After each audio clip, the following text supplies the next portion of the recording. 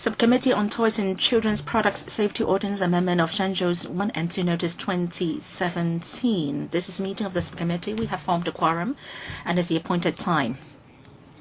First of all, election of chairman. According to the appendix to the House rules, we will elect the chairman. Nomination, please. A valid nomination has to be made orally by one member and seconded by at least one other member orally and accepted by the nominee. So any nomination, please? Mr. Christopher Zhang. Mr. Wong Ting Guang.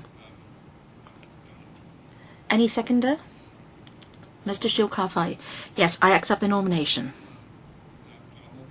Any other nomination? If not, then thank you. So I will serve as the chairman of the subcommittee. Is there a need to elect a deputy chairman? No? Shall we invite the administration team to join us?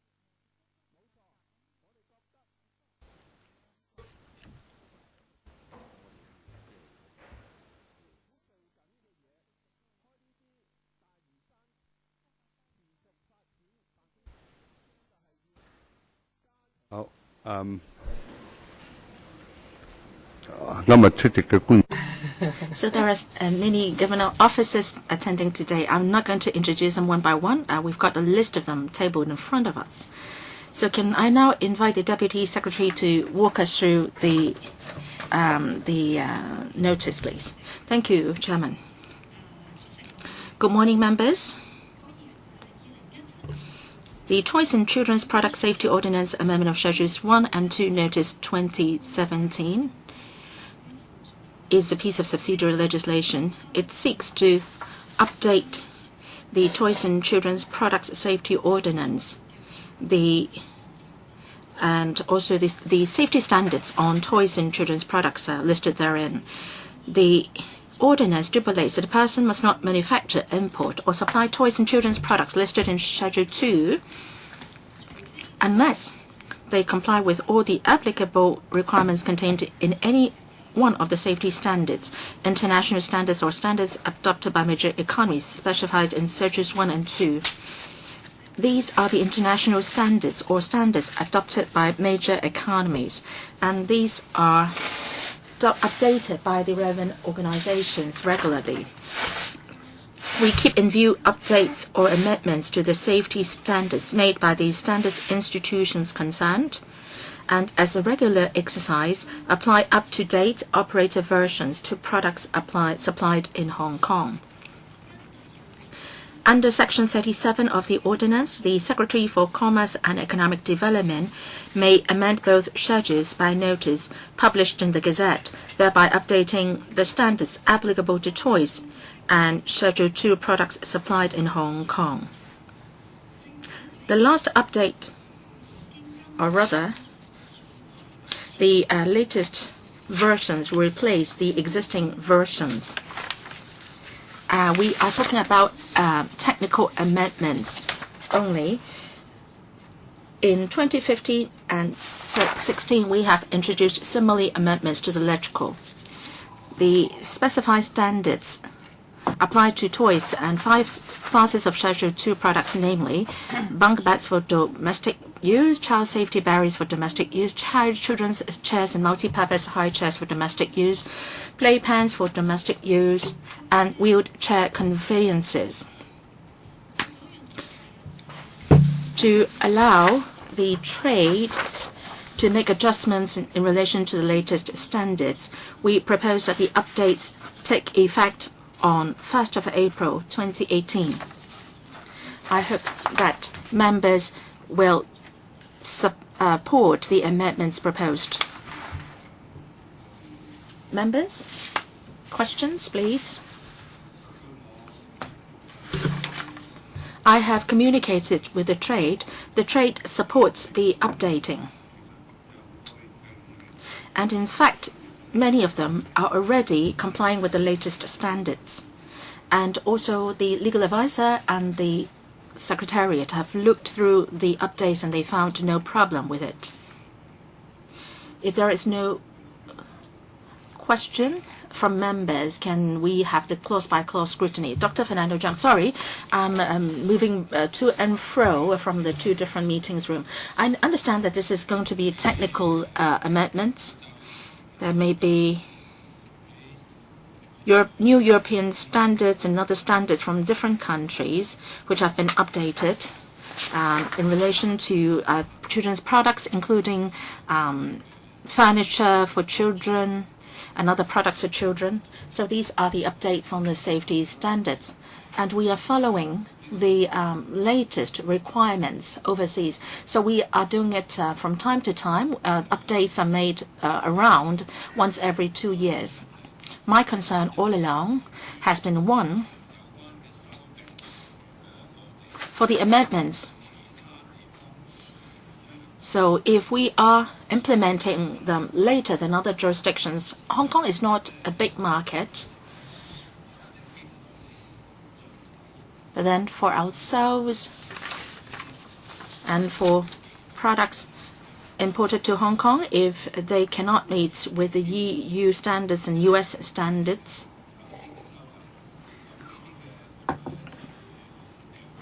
then we will become a dumping ground if we don't update our ordinance in time. So I don't want to see this happen. So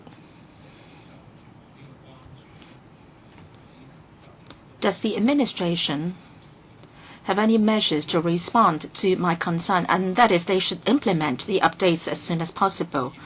And also, there has been a report on children's deaths published in the past, and it has been mentioned that children's serious injuries and deaths may somehow have to do with these children's products. So I wonder whether the government has looked into this situation.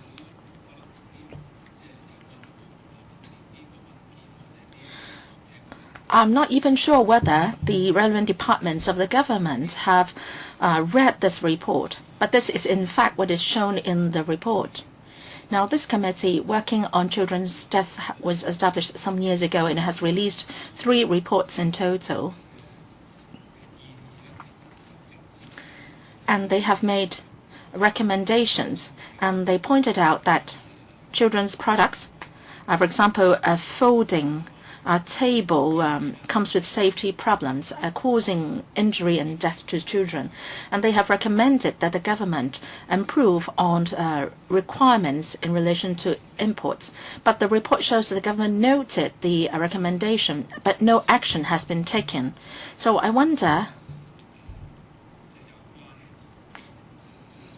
whether this amendment this time is related in any way to that kind of recommendation. So can the administration respond to these 2 concerns of mine?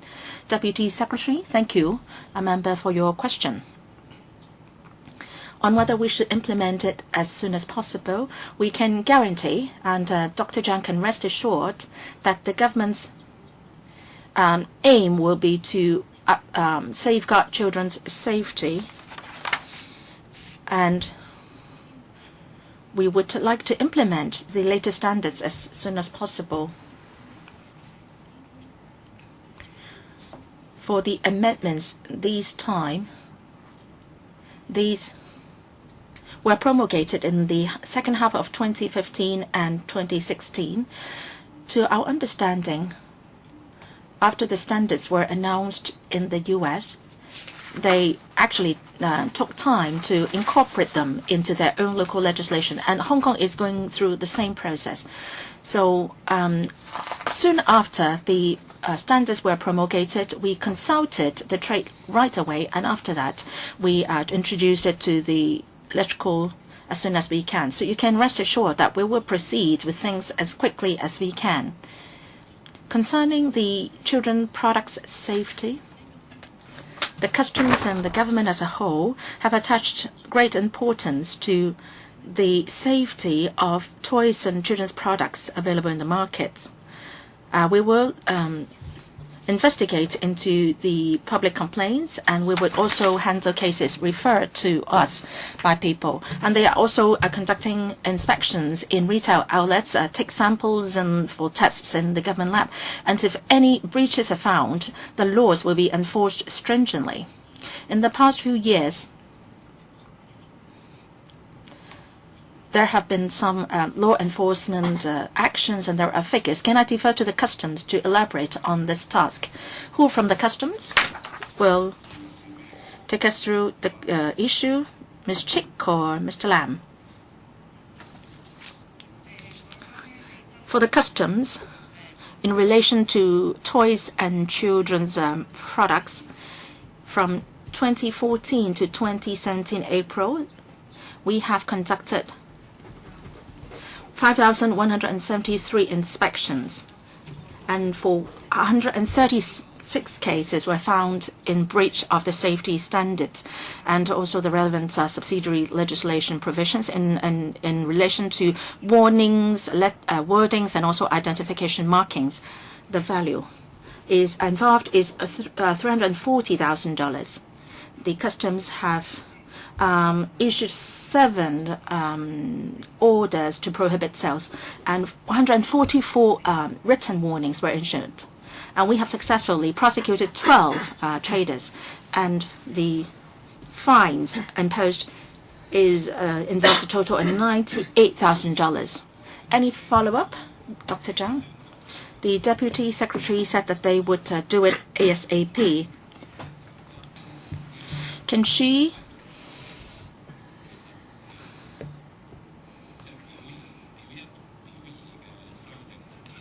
in relation to Schedule 1 and 2, can she point out exactly the dates on which these amendments were implemented overseas and which are going to be implemented in Hong Kong, so that we know the gap in the timing? We have circulated to the electrical paper, electrical brief. In Annex B, there is this table, and there is this column on the publication effective date of the updated standards. So you can see that some of the effective dates is October 2015, September 2015, 2016 August, and so on and so forth. And one is a particular item. It's that was promulgated in 2014. How come that we are doing it a little bit late? Because this is a new part in the EU standards. And if we are going to test whether the toys are in compliance with the standards, we need new equipment and machinery and new chemicals. Now we have consulted the market and asked whether there are private laboratories that are able to do this kind of tests.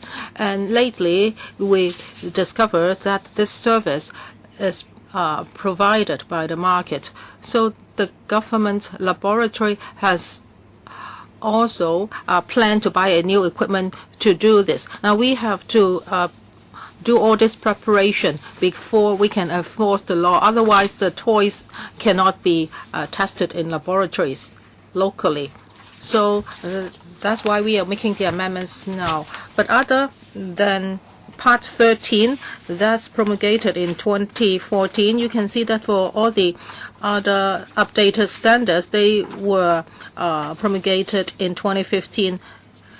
And for the American standards, they also have to go through their legislative procedures. So we do not know when they would start implementing the standards, but we understand that they will still need some time to do that.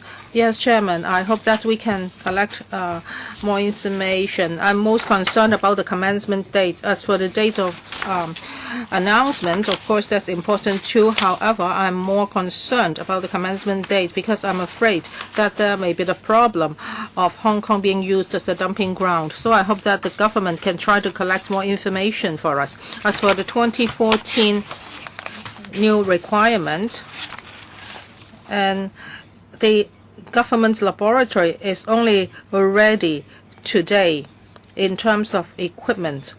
I think this is a bit slow. I hope the government can do things more quickly. Now, this announcement has been made overseas for a long time, and I'm sure that the market is already prepared and there are relevant equipments. Hong Kong is a very advanced society. How come we have to wait for several years before such an equipment is ready? So my second question, the Deputy Secretary hasn't answered me.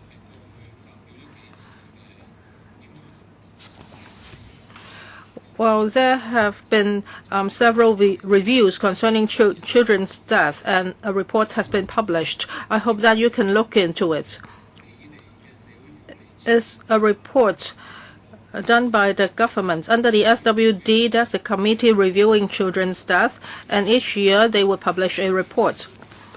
The report would analyze the causes of children's death in the previous year, and one of the major causes is domestic accidents, and some of them may involve children's toys or furniture. I do not have the report with me right now, but in a report it is pointed out clearly that one of the children's furniture has safety problems, and it is hoped that the customs would follow up.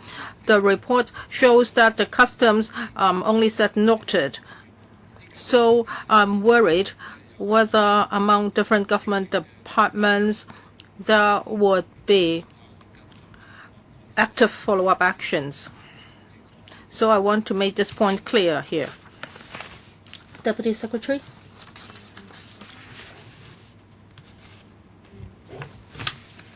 The customs attaches a lot of importance to toys and children's products safety. Just now, Dr. Fernando Cheung mentioned the child fatality review report. We will follow up on that, but we do not have the information in hand right now. I'm sure that after the customs have looked at it, they would definitely follow up. And Cheung? Just now, I heard that the customs have conducted over 5,000 inspections, and 136 cases have been identified, and there were only 12 successful prosecutions. So I want to know why. Now you have discovered 136 problematic cases, so how come you only successfully prosecuted 20 of them? Or 12 of them? Now, for our law enforcement, other than prosecution, we will also issue warnings. Now, when we find breaches or violations in terms of structure, well, there are not many problems like this. Most of them are about labels, and they are not complying with all the labeling requirements. So most of the cases are like this, and 144 written warnings have been issued. We have consulted the Department of Justice before issuing such warnings. As for the violations, most of them are about structures. Now, have you been repeating the same traders repeatedly? Now, if there have been repeated warnings, we will be suing the relevant traders. So the first offense may be a milder violations, so we will issue a warning. But if it's a repeated offense, then we will definitely institute prosecutions. Now, for members of the public, when they go buy toys for their children, they don't know which toys are compliant and which toys are substandard. And sometimes you may even be buying such things on the streets and you don't know where these toys come from. So how can the public know that whether these toys are up to standard? Well, the customs will carry out enforcement actions and is a gatekeeper. And also the Consumer Council would regularly conduct tests. And such test results would be disseminated to the public. Now, what I want to say is that now I want to buy a toy for a kid. I do not know whether this toy is up to standard. Now, the kid may also be chewing on the toy. So maybe the plastic or rubber is toxic. Whether it is complying with safety standards, the general public does not know. So how do we identify? So whenever we update standards, the customs would repeatedly explain to traders, in particular smaller traders, because they do not have enough resources. Talks and seminars will be held so as to explain to traders about the latest standards. So for the general public, they do not know. Now, because we have to do it at source, that is, well, the traders, they have the responsibilities for the things they sell. So the products they sell must meet certain standards. Otherwise, they would be criminally liable. So when they provide such products, they have to ensure that these products are safe before these products can be imported and put on the market. Lately, on the internet, we've seen some products, for example, inflatable beds. And in case of strong wind, these inflatable beds may have problems. And we have seen accidents in which children were suffocated. And also there's a big store that's selling a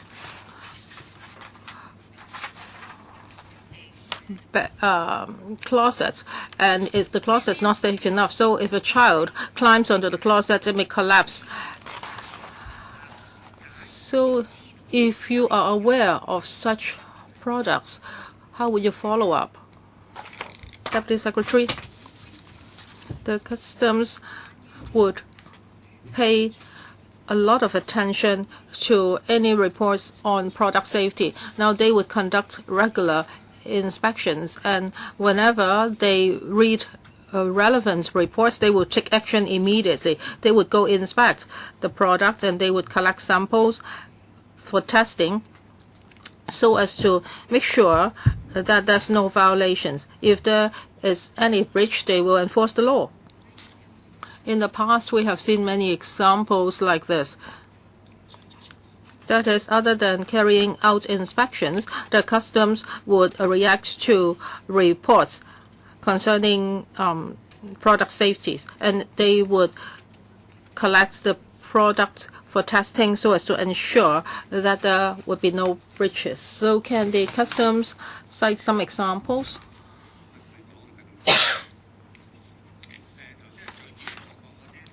Just now, Ms. Yuan Zhang talked about closets, and these closets may collapse easily. Now, this is subject to CAP 456, that is Consumer Products Safety Ordinance. This is to ensure that the consumer products that are provided in Hong Kong are reasonably safe. Ms. Cheung asked us if we would do anything if we read reports about product safety. Now, we have read in newspapers that certain slippers or children products which may contain undesirable materials. So we immediately took action and we collected the product for testing. Ms. Cheung, I'm trying to give you as much time as possible. For the questions you asked just now, they have been discussed thoroughly at the Commerce and Economic panel, so it's not totally related to the ordinance that we are talking about today. So if there are no other questions, can the Deputy Secretary take us through the clause-by-clause examination? Yes, I would like to ask Ms. Jacko Zhang to do that. Thank you. Clause-by-clause examination. Toys and Children's Product Safety Ordinance Amendment of Schedules 1 and 2 Notice 2017. It is stated that it will come into operation on the 1st of April 2018. So we have consulted the trade, and this will be the commencement date. Which document are you referring to? It is the notice attached to the Legislative Council brief. Clause 2. Toys and Children's Product Safety Ordinance are amended. The Toys and Children Product Safety Ordinance is amended as set out in sections 3 and 4.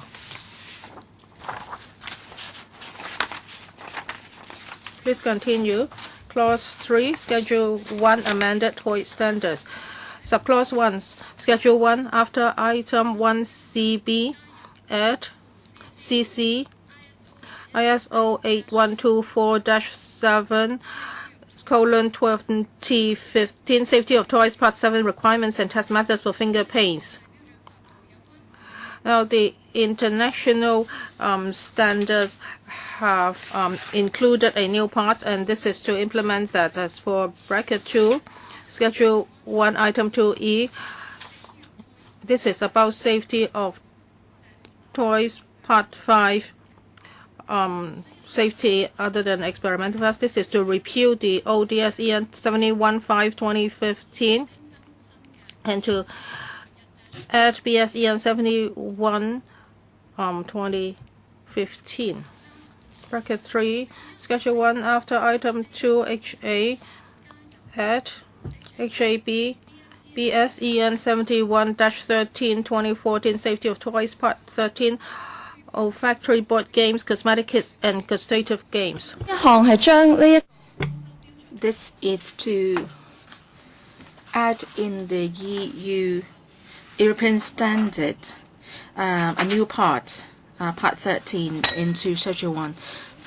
Bracket 4, Item 2, Bracket I in Schedule 1. This is about EU standard electric toy safety, and we will repeal BSEN 62115:2005 plus A11/2012 and substitute it with BSEN 62115:2005 plus A12/2015. Clause 4, Schedule 2 amended Schedule 2 product standards. Bracket 1, Column 2, Item 4, Schedule 2. And that has to do with the domestic bunk beds, and that we will repeal BSEN 747/1/2012 and substitute it with BSEN 747/1/2012 plus A1/2015. Bracket 2, Column 2, Item 4, Schedule 2, and that has to do with the European standard on test methods for bunk beds for domestic use. We repeal BSEN EN 7472/2012 and substituted with BS EN 7472/2012 plus A1 2015.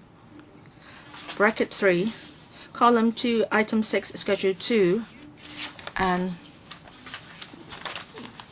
the A that has to do with the ASTM standards. And we will repeal ASTM F110413 substituted with ASTM F110416B.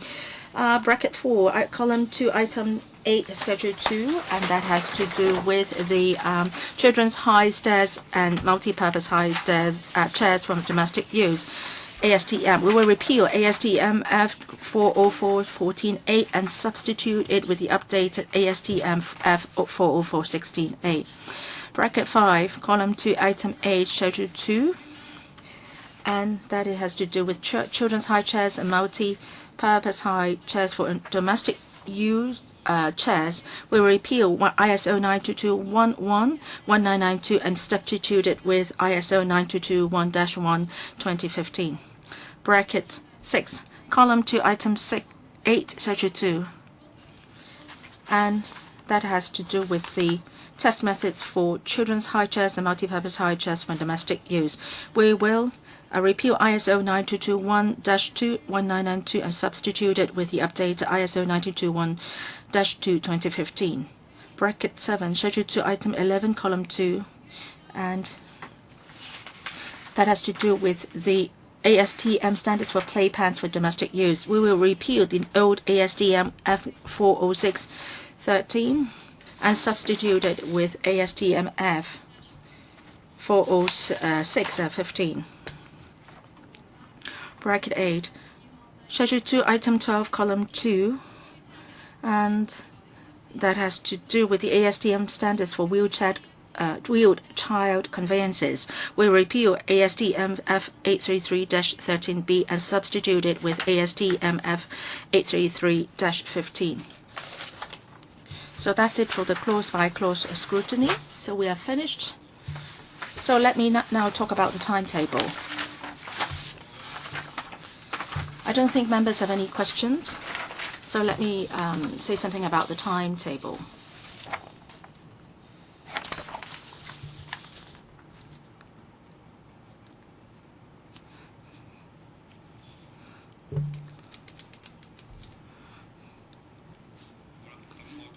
All right.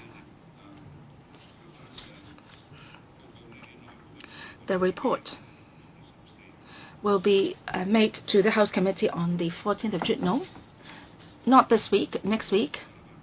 Next Friday. All right. So on the 14th of June, we will go back to the House Committee.